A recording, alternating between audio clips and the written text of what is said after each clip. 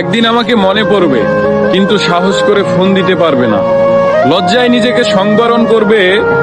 আমাদের এত গল্প আর এত স্মৃতি জমেছে যে তুমি অন্য কারো মাঝে আমার ছায়া দেখবে, কিন্তু সেখানে আর আমাকে পাবা না। একটা আক্ষেপ জন্ম নিবে তোমার ভিতরে। রাত গভীর হলে আমার ফেসবুক ওয়াল ঘুরতে মন চাইবে তোমার। হয়তো সব বাধা ভেঙে মনের সাথে যুদ্ধ করে হলেও আমার প্রতিটি পোস্ট দেখবে, হাসবে, রাগ করবে, কিন্তু আমাকে সেই অনুভূতি বলতে পারবে না। এর চেয়ে আর বড় কষ্টের কি হতে পারে বলো? কোনো এক ভোরে কিংবা গভীর রাতে ঘুম ভেঙে ফোন চেক করে দেখবে আমার কোনো টেক্সট আছে কিনা। আমাকে না পেয়ে তোমার যেই দীর্ঘশ্বাস জন্মাবে তা তোমার প্রাপ্য ছিল। আমি তো কোনো অন্যায় করিনি।